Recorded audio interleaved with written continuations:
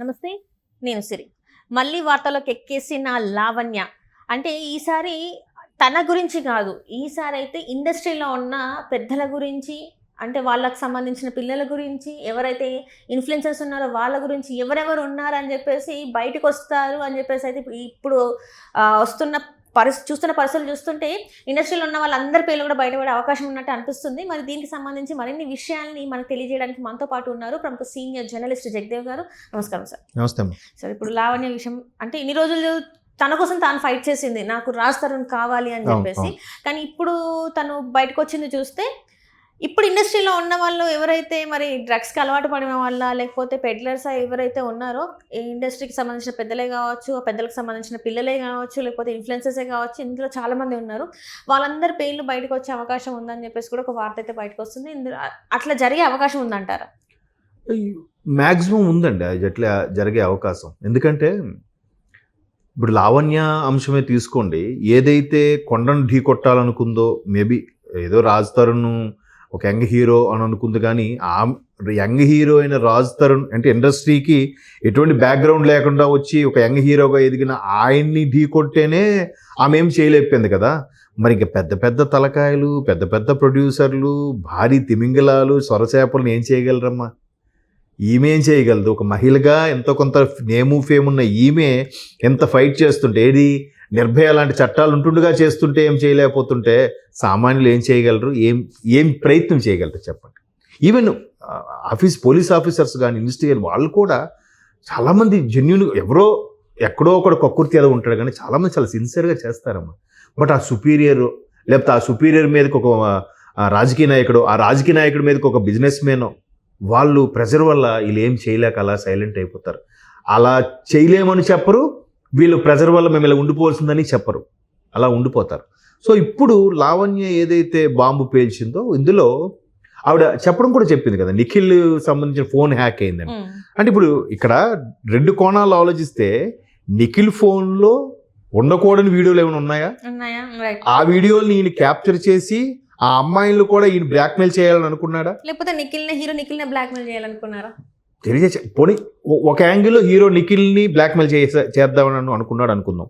ఇంకో యాంగిల్లో అతనిలో ఉన్న ఫోన్లో నువ్వు కూడా అమ్మాయిని ట్రాప్ చేసి బ్లాక్మెయిల్ చేద్దాం అనుకున్నాడంటే, మేబీ ఆ అమ్మాయిలకి నిఖిల్కి ఏవైనా అట్లాంటి ప్రైవేట్ వీడియోలు ఉన్నాయా? రకరకాల సందేహాలు వస్తున్నాయి చూసారా. ఇదంతా కాదు, ఇదంతా ఒకసారి పక్కన పెడితే అసలు ఈ వీడియోలు తీసుకున్న పిచ్చింది సార్. వీళ్ళు తప్పుడు పనులే చేస్తున్నారు, చేస్తూ కూడా దాన్ని రికార్డ్ చేసుకోవాలనే ఆలోచన ఎందుకు వస్తుంది, ఎందుకు ఇట్లాంటివన్నీ చేస్తున్నారో కూడా అర్థం కాని పరిస్థితి. అండ్ ఇంకోటి చూసుకుంటే, లావణ్య గారిని ఆమె మీద ఆల్రెడీ డ్రగ్ కేసులు ఉన్నాయి, ఆమె చెప్పేవి ఏవి నిజం కాదని గతంలో నుంచి కూడా వస్తున్నవాడు. నిజంగానే ఆమె మీద కేసులు ఉంటే ఆమెకు అసలు బెయిల్, ఇట్లాంటి వాళ్ళకి అసలు బెయిల్ ఎందుకు మంజూరు చేస్తున్నారు, ఎందుకు బయట తిరిగినిస్తున్నారు, ఎందుకు ఖచ్చితమైన ఒక లా అండ్ ఆర్డర్ ఇలాంటి వాళ్ళ కోసం ఎందుకు లేదు? చెప్పాను కదమ్మా, పెద్ద పెద్ద తలకాయలు.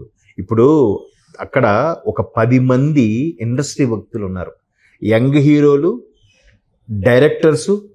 ఎందుకంటే ఆ మధ్యకాలంలో ఒక పెద్ద మనిషి, ఇండస్ట్రీ చెందిన మనిషి పబ్ ఓపెన్ చేస్తే దానికి ఒక సూపర్ స్టార్ వెళ్ళి ఓపెన్ చేశాడని, ఒక సూపర్ డైరెక్టర్ కూడా వెళ్ళి ఓపెన్ చేశాడని, వాళ్ళ మీద కూడా ఇన్వెస్టిగేషన్కి వెళ్తే పెద్ద పెద్ద వాళ్ళతో ఫోన్ రావడం వల్ల వెనక్కి వచ్చేసారని కూడా వార్తలు వచ్చాయి. బట్ మనం పేర్లు బయటకు చెప్పకూడదేమో. అలా ఉన్నప్పుడు, అంత ధైర్యంగా వెళ్తున్నప్పుడు, వాళ్ళ వెనక ఏమి లేకపోతే అంత ధైర్యంగా ఉంటారు చెప్పండి? ఖచ్చితంగా ఎవరో ఉన్నారు.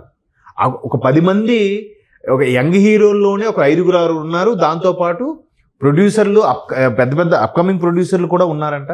ఈరోజు మీరు చూసారు లేదు పేపర్లో, ఒక ఏదో సినిమాకి, కబాలి లాంటి సినిమాకి తెలుగులో డబ్ చేయడానికి ఒక ప్రొడ్యూసరు ఇట్లాగే బెట్టింగ్లను లేకపోతే ఇంకేదో వ్యవహారాలకు పోయి, అతిగా పోయి, ఆఖరికి అందరికీ చెల్లింపులు చెల్లించుకోలేక అప్పులు పోలేక గోవాలో సూసైడ్ చేసుకున్నాడు. ఈరోజు నిన్న వచ్చింది న్యూస్. సో ఇట్లాగా ఎంతమంది, అది కాక ఇన్ఫ్లుయెన్సర్లు, అది కాక యూట్యూబ్ స్టార్లు. ఆయన ఎవరు, వాళ్ళ అన్నయ్యని అరెస్ట్ చేయడానికి వెళ్తే ఈయన డ్రగ్తో ఊగుతుంటే ఇందుకు అరెస్ట్ చేశారు కదా, ఎవరు? షణ్ముఖ్. ఆయన ఇట్లా అంటే ఒక టాప్ పొజిషన్ ఉన్న అప్కమింగ్ యంగ్ హీరోలు కలిపి ఒక 5-6 ఉన్నారంట. వాళ్ళ వెనక ప్రొడ్యూసర్కి సంబంధించిన పిల్లలు ఉన్నారంట. అది కాక మీరు అంటున్నట్టు ఇలా యూట్యూబ్ ఇన్ఫ్లుయెన్సర్లు, బుల్లితెర నటులు కూడా ఉన్నారు, బుల్లితెర అంటే సీరియల్ నటులు. సీరియల్ నటులు.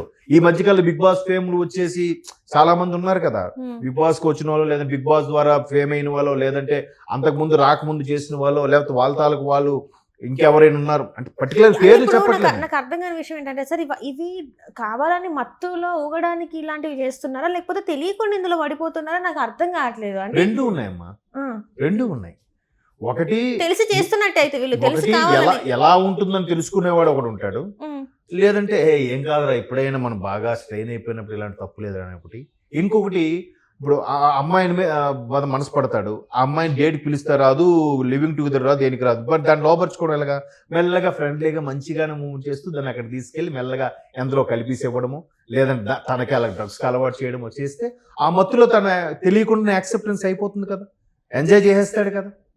అప్పుడు అక్కడతో ఆగుతున్నారా మీరు అన్నట్టు ఆ పిచ్చి వేలం వేరే వీడియోలు తీసుకొని తనకే ఇంకా బ్లాక్ మెయిల్ చేయడం, నేను ఎప్పుడు పిలుస్తున్నా అప్పుడు రావాలి, లేదా వీడికి ఇంకేదో పని ఉంటే పలానా డైరెక్టర్ నాకు సినిమా తీస్తానన్నాడు, లేదా పలానా ప్రొడ్యూసర్ నాతో సినిమా తీస్తా అన్నాడు, నువ్వు వాడి దగ్గరికి వెళ్తావా, లేదా నీ వీడియో బయట పెట్టారా అంటే ఇక్కడ కూడా మరి స్వార్థం. వీడికి మళ్ళీ ఆఫర్స్ వస్తే మళ్ళీ వీడి సినిమాలు తీసుకుంటే ఇట్లా అంటే ఎన్ని రకాల యాంగిల్స్ అన్నీ ఉన్నాయి. ఇవన్నీ చట్టానికి ప్రభుత్వాలకి తెలియవా? తెలుస్తాయి, ఉంటుంది, చెప్పరు. కానీ చట్టానికి ఎప్పుడు కళ్ళకు గంతలు కట్టే ఉంటుంది.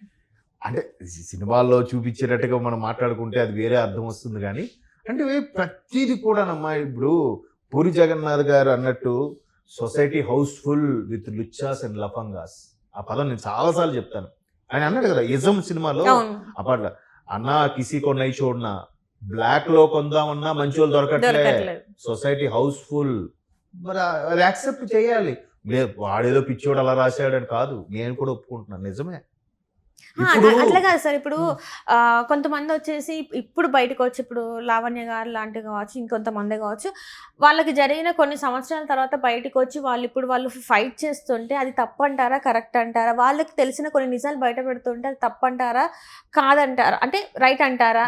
ఏంటి ఇప్పుడు వాళ్ళని ఏం చేశారంటే, ఇప్పుడు లావణ్యాన్ని రాంగ్ చేసేసిండ్రు, ఇంకొంతమందిని కూడా రాంగ్ చేసేసేసారు, చేస్తుంది ఇదంతా. లేకపోతే వాళ్ళ కెరియర్ లో ఒక స్టేజ్ వరకు వెళ్ళేసే వరకు వీళ్ళని వాడుకున్నారు, ఆ తర్వాత స్టేజ్ వచ్చిన తర్వాత వాళ్ళని కిందకి తొక్కేస్తున్నారు అని చెప్పేసి అంటున్నారు. సింపుల్ అమ్మా, లావణ్య ఫోటోలను రిలీజ్ చేసింది, నిజంగా ఆమె ఎవరినైనా పట్టుకోవాలి, తగులుకోవాలి, చీట్ చేయాలనుకుంటే ఇంకా పెద్ద స్టార్నే పట్టుకుంటుందిగా.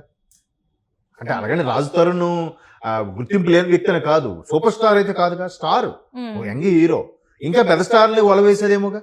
పెళ్లికాని స్టార్లు చాలా మంది ఉన్నారు కదా, మరి ఆమె ఎందుకు అతన్ని ఎందుకు పట్టుకుంది, అతని వరకు ఎందుకు వెళ్ళగలిగింది, 11 years ఎందుకుంది, 3-4 అబార్షన్స్ ఎందుకు చేయించుకుంది? వీళ్ళు కూడా అది ఎంక్వైరీ చేయాలి కదా. ఆ అబార్షన్ మీద ఈయన సంతకం ఉందో లేదో అక్కడ వరకు వచ్చి టాపిక్ అక్కడతో కనుమరుగైపోయింది.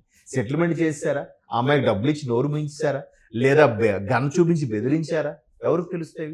ఇవి ఎప్పుడో మళ్ళీ మనం ముసలి అయిపోయిన తర్వాత బయటకు వస్తాయి, అప్పుడు కూడా కొన్నిసార్లు బయటికి రావు. అక్కడే అంటే అఫ్ కోర్స్ ఇప్పుడు కొంచెం ఏఐ టెక్నాలజీ, ఈ సోషల్ మీడియా ఇది విస్తృతంగా ఉంది కాబట్టి కొంతలో కొంతైనా వస్తుందేమో.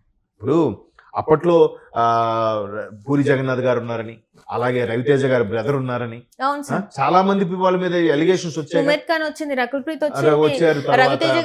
ఎవరు మన రానా గారి తమ్ముడు అభిరామ్, రానా గారి తమ్ముడు, అందరూ పేర్లు వచ్చాయి. ఒకసారి అయితే నేను అప్పుడు మీడియాలో ఉన్నప్పుడు ఇలాగే రవితేజ గారి తమ్ముడికి ఎవరు ఇంటర్వ్యూ చేస్తే ఆయన ఏదో సంథింగ్ యూజ్లెస్ ఫెలోస్ నేను తిట్టాడు ఆయన.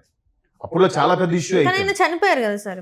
అంటే చెప్తున్నానమ్మా, ఇవి ఎట్లా చూడాలి, ఎలా మాట్లాడాలి అని అంటే చెప్పలేము. అందుకే మళ్ళీ నేను ఎప్పుడు మాట్లాడినా అల్టిమేట్ గా ప్రజలదే తప్పు. చట్టాలు పెడుతున్నారు, దాన్ని సవరణలు చేస్తున్నారు, దాని వైపు అన్ని రాజకీయ నాయకులు ఆర్డర్స్ మీద ఈ పోలీసు యంత్రాంగం అంతా పనిచేస్తుంది. బట్ వాళ్ళకైనా ఆ పోలీస్ ఆఫీసర్ స్ట్రిక్ట్ గా చేస్తే, అంటే ఎక్కడో ఒక్కడు ఉంటాడు మేధవ, మిగతా అందరూ చాలా పర్ఫెక్ట్ గా చేస్తారు. వీళ్ళ మీదకి ఒక రాజకీయ నాయకుడు ప్రెజర్, ఆ రాజకీయ నాయకుడు ఒక బిజినెస్ మ్యాన్ ఉంటాడు, ఆ బిజినెస్ మ్యాన్ ఎక్కడో ఒక హీరోయిన్ కో ఎవరికో లొంగిపోయి వాడు మా వాళ్ళ తాలూకు ఎవరు బయట రాకుండా మీరు చూడండి, మీకు ఎంత కావాలో చెప్పండి అంటే మనిషి అన్నవాడు ఎక్కడో దగ్గర తెగుతాడు. 1 2 కోట్ల 5 కోట్ల 10 కోట్ల ఆ లైఫ్ లో ఎప్పుడైనా సంపాదించగలరా? సో అలాంటి సందర్భాల్లో లావణ్య వాళ్ళు బయటకు వచ్చి చెప్పినా ఏం డబ్బుల కోసం అని బ్లాక్ మెయిల్ చేస్తున్నారా, బ్లాక్ మెయిల్ చేస్తే ఇవన్నీ ఇంకెవరినో పట్టుకుంటది కదా, పెద్ద హీరోనే. ఈ రాజు తరుణ్ ఎందుకు పట్టుకుంటది? పక్కగా ఫోటోలు, హీరోల పేర్లు అన్ని చెప్తుందిగా. దాని మీద నిఖిల్ కానీ, ఆయన ఎవరు వరుణ్ సందేశ్ కానీ, వీళ్ళు ఎవరైనా ఖండించారా? అప్పట్లో వాళ్ళ పేర్లు చెప్పింది కదా. సో ఇండస్ట్రీలో సంబంధించిన వాళ్ళు ఇలాగ ఎంతమంది హీరోలు ఉన్నారో, ఎంతమంది యూట్యూబర్ ఇన్ఫ్లుయెన్స్లు ఉన్నారు తెలియదు మనకి. బట్ టాక్ అయితే ఉంది. ఒక 5-6 యంగ్ హీరోలు ఎవరెవరు ఉన్నారంట, వాళ్ళ పేర్లు మనకు తెలియదు. ప్రొడ్యూసర్స్, ఇండస్ట్రీకి సంబంధించిన వాళ్ళు ఉన్నారంట. యూట్యూబ్ ఇన్ఫ్లుయెన్సర్, బుల్లితెరల వాళ్ళు కూడా సో మొత్తానికి ఆల్మోస్ట్ ఆల్ ఇప్పుడు వెండి తెరకి బుల్లితెరకి తేడా ఏం లేదు. ఇక్కడ వాళ్ళకంటే వీళ్ళే ఎక్కువగా రోజు కనిపిస్తున్నారు సీరియల్ రూపంలో. డబ్బు ప్రతి దానికి అదే, వ్లాగ్స్ రూపంలో, సీరియల్స్ కాకపోతే వ్లాగ్స్ అని చెప్పేసి ఏదో ఒకటి. కాబట్టి ఇప్పుడు లావణ్య లాంటి వాళ్ళు వస్తే మనకి ఇప్పుడు బయటకు వచ్చే ఇన్ఫర్మేషన్ కూడా జస్ట్ 0.2% అయింది నేను అనుకోను. మనకి ఇంకా తెర వెనక జరిగింది మనకి బయటికి రానివ్వరు, కామప్ చేసేస్తారు. మీడియాలో కూడా ఎక్కడ ప్రదర్శింపడం జరగదు. మొత్తానికి అయితే ఒక కొన్ని రోజులు అయితే ఇది ఒక టాక్ షో అవుతుంది అందరికి. మళ్ళీ యూట్యూబ్ కి ఒక కంటెంట్ దొరికినట్టు అయిపోయింది. Right thank you so much sir. Thanks.